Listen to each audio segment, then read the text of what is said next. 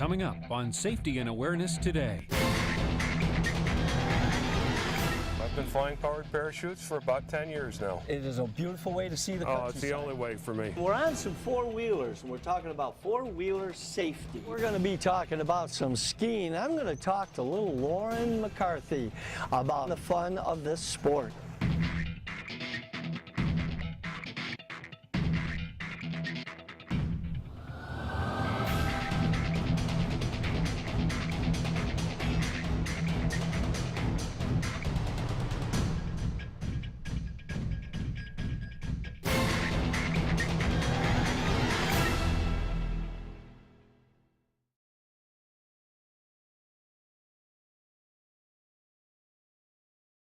Safety and Awareness Today, brought to you in part by McDonald's. I'm loving it.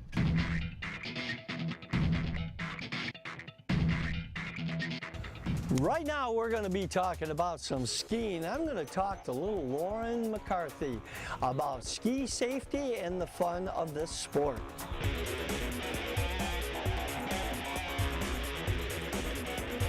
Lauren, you're a skier. Yeah.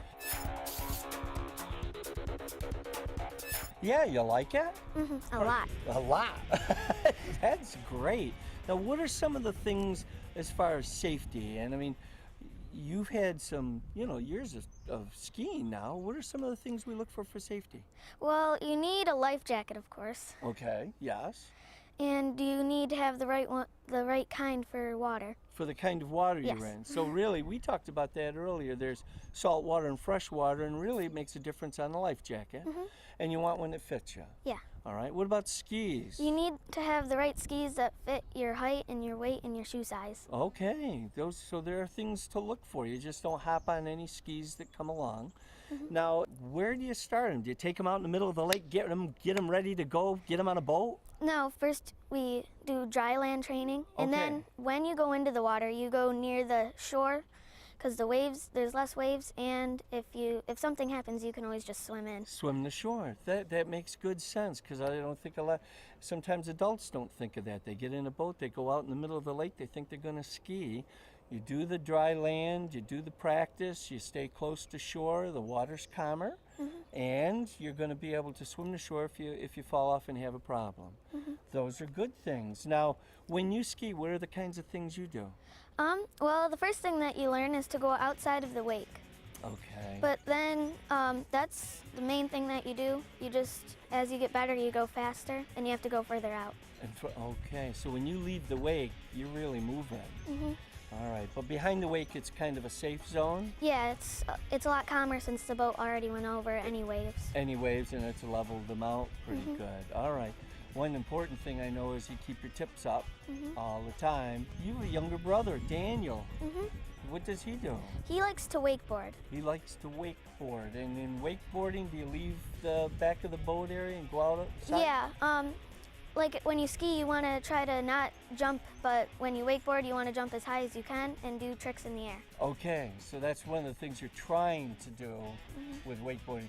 With skiing, one of the proficiencies I think you also mentioned to me earlier is going around buoys and knowing how to follow a pattern. And are you going to want to compete someday? Yeah, I should be able to soon. Soon, we're getting close, huh? Yeah. This is Emmy Healy, and I am so pleased to have a chance to talk with you on our skiing thing here. You've won many championships over the years, but in 2004 you won one. What was that? In 2004, I won the national title in slalom and tricks. Slalom and tricks. Now you do trick skiing. Now in different states, different places, they have you wear a life jacket. Here you don't need to have a life jacket. You wear a wetsuit, which is a kind of a substitute. Well, it does substitute. It gives you some It gives buoyancy. you flotation, and as a competitor, you never go out and compete in a life jacket because you don't have the maneuverability. That's right, in the cut through the wind. Now, what are some of the safety things that we need to know about trick skiing? Trick skiing? Well, in trick skiing, there's some special, actually a release that you need. All right. Because when you do higher level tricks, you sometimes have your foot in the harness. Okay. And you could get caught in the rope. If you up. fall, you're... So you can't let go of the rope necessarily. No, I can't let go with my hands. Somebody in the boat has to release. Okay, so you don't just have that release in the boat. You also have to have somebody competent enough to know what to do with that. Absolutely. Okay, that's good. What else are we looking at? Actually, just a knowledgeable driver. Okay. They need to drive in a straight line. When a person falls, of course, they need to be cautious to make sure the person is not injured. All right. And, you know, in that case, they can just come back slowly and circle. Okay. Otherwise, not too much. You may want to get into skiing if you don't already ski. What a fun sport it is, definitely, and good for your health. Absolutely. All right. This is a move with a cane to free yourself up from a person who has come up from behind you and grabbed you into a headlock. There's a number of things you can do, but this move here is very effective. Here we are in the studio. The move you just watched on the street is a freeing up technique from a headlock with the use of this tool here, a cane. I have Eric Stolick with me in the studio, and Eric is going to come up behind me and put me into a headlock. Now go ahead, Eric. He's here and down. Now, at this point, people that put you into a headlock will bring you to the ground. Swing your cane and strike. It's going to be the outer leg. This is going to be their stable leg. So you swing and strike. Rotate the cane. At this point, I'm in control. He just doesn't realize it. No matter how tight they squeeze on your head, you have enough time now to take your left hand, palm it to their body, pull on that ankle, and that hurts their ankle like you wouldn't believe. You now are free and you can go. Let's see that one more time. I'm here, he grabs, I'm down, I strike, here, palm push, they're down, I move. All right? That is a defensive move with a cane against a headlock. Coming up on Safety and Awareness Today. I've been flying powered parachutes for about 10 years now. It is a beautiful way to see the countryside. It's the only way for me.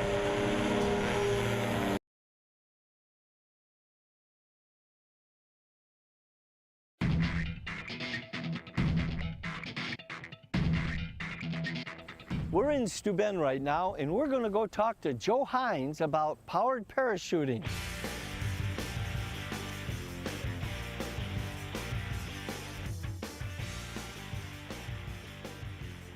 Joe, it is a pleasure. It's a pleasure for me as well, Cliff. Yes, by golly, and you fly powered parachute. Yes, I do. I've been flying powered parachutes for about 10 years now. All right, and now I chose you to talk to, and I've been flying them for about 10 years now. Well, actually, yeah, about the same time. Yep. But I chose you to talk to because you've built 2 of them from scratch. Yes, I have. I built a 2-seater and I built a single-seater. So you really know the ins and the outs and the makeup of a powered parachute. Well, within reason, yeah, I think so. I think you've I bet my life on it that I know how. That's right. That's right. You've bet your lifetime. You've gone in the air with these machines. And as a matter of fact, I think I've bet yours once or twice when you rode with me. I've been in your homemade machines, and they're gorgeous. Their weight balance structure is excellent. But let's get into some of the generals of powered parachuting. It's an aircraft, so we have to do a pre-flight. Yeah, absolutely. Every single time. All right. Every single time that you're going to take off. That means if you just flew and you came down and you landed, before you go up again, we pre-flight it again. Pre-flight it again. Because I don't know what I might have broke on the last landing. Okay.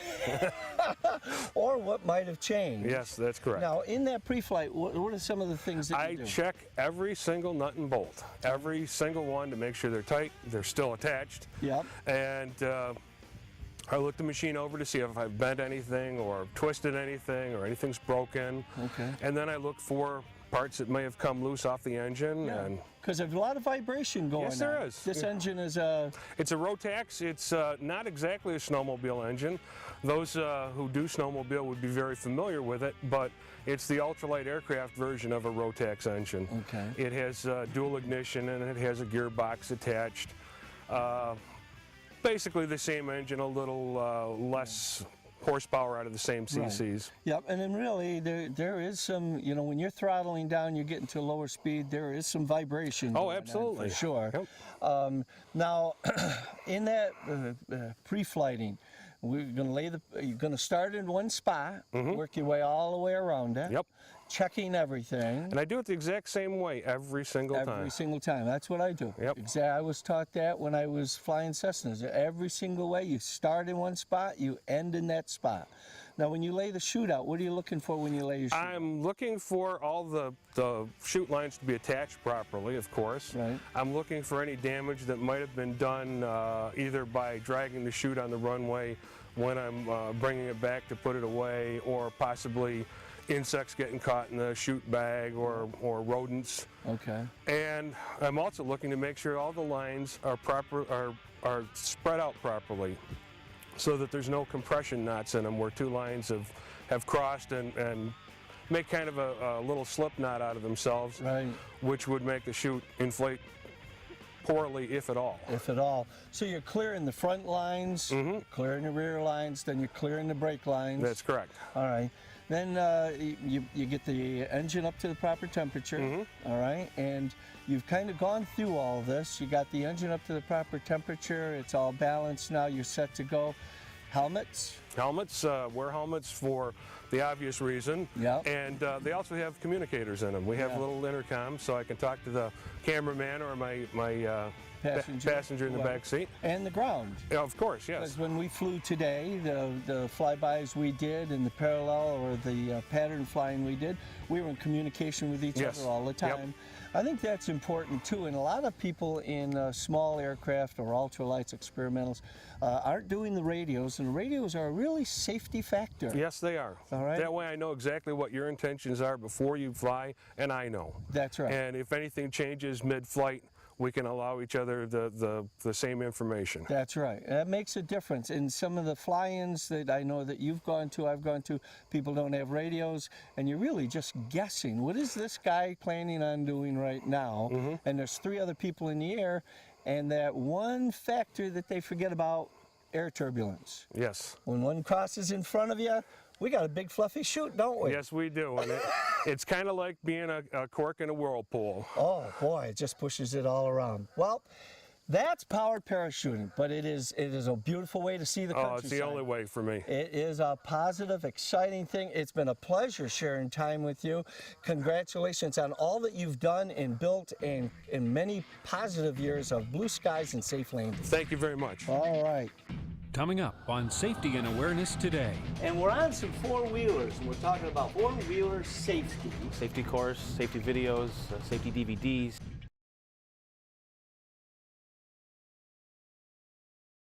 Safety and Awareness Today, brought to you in part by Dr. Uniforms, more than just medical.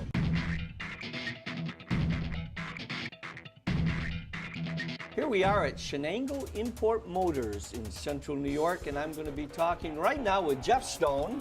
How are you? Pleasure to have you with us. Thank you. And we're on some four-wheelers, and we're talking about four-wheeler safety and information. Now, first of all, Shenango Motors does sell these, so you have Yeah, we sell Honda, Yamaha, Suzuki ATVs. Okay. And I've looked at a couple of things. Right off the bat, one of the things is there's a tag on here. Now, is this required to be on by law, or is this by the manufacturer? By manufacturer. By manufacturer, and it's got a whole pile of safety things. If you just take a moment to read it, this is really important.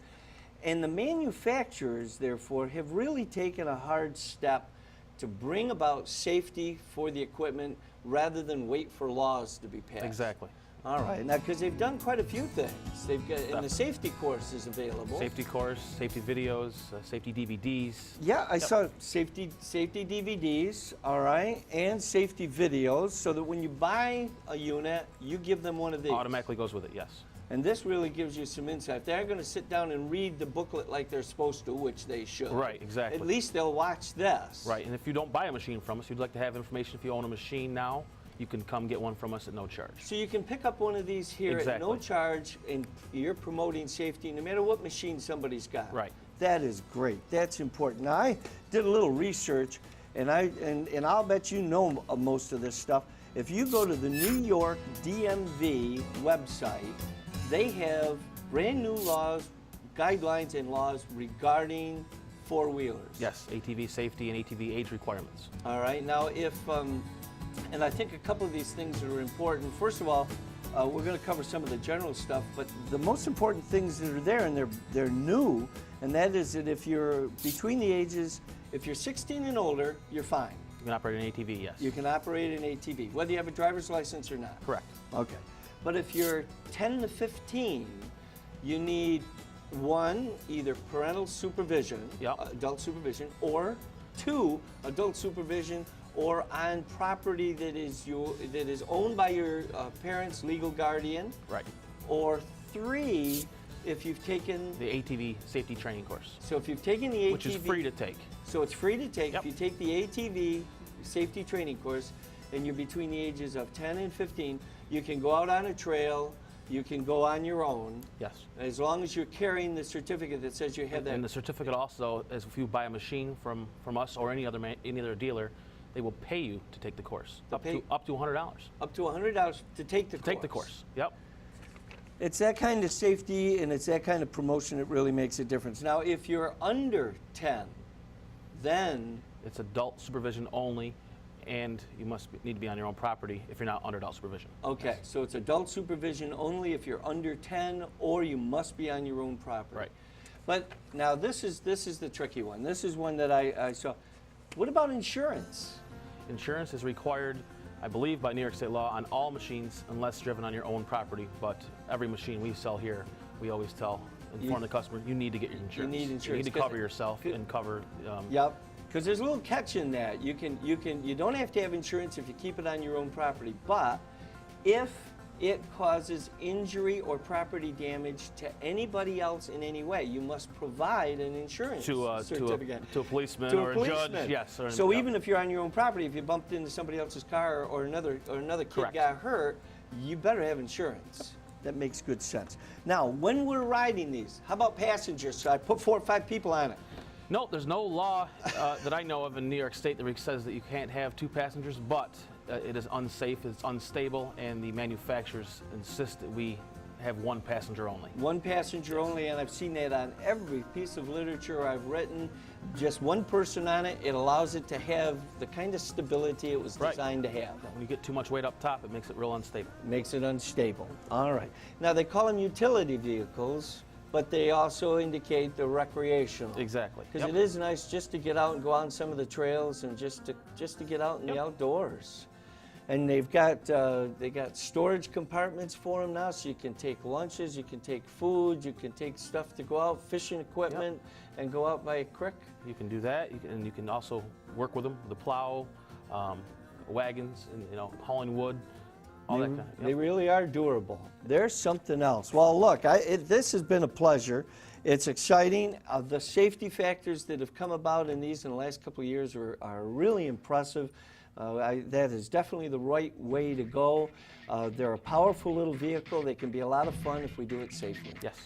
Coming up on Safety and Awareness Today. We did a warrant execution. Absolutely, yes. All right, with a really high quality SWAT team.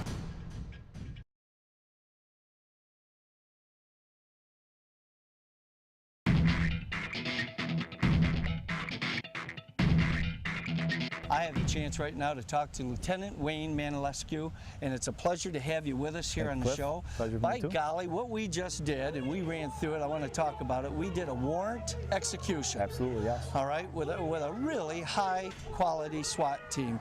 And the members of the team, who are the members of the team? Today you have Officer Arlene Hernandez, Officer Peter Scalise, Officer Scott Lewis, and Officer Pat Bick. Okay, they were a super unit working with me, an amateur as their point man. Yes. And when you're doing one of these, what's the process? The thought process is always moving, but your main thing is safety. Safety of you, safety of the people in the house that you're going through. Clearing the house as quickly as possible, violence to action, just getting through, security, and getting out, everybody getting home. Now what we threw in there is called it's a light noise device. Night noise device. Flashbang. Flashbang is what we call is what it's called. Yes.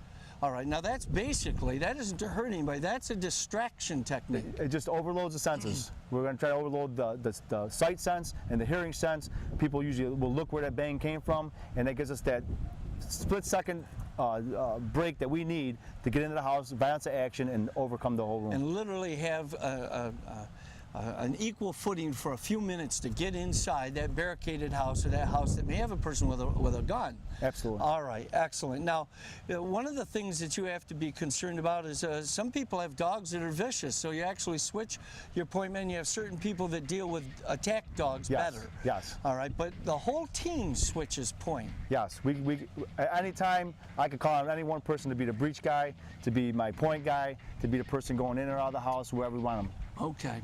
Well, it was a pleasure doing this. It was a pleasure working with the team and with you. I learned a great deal We had today. fun. Thank we had you. a lot of fun. Oh, we Thank really you. did. Thank you so much.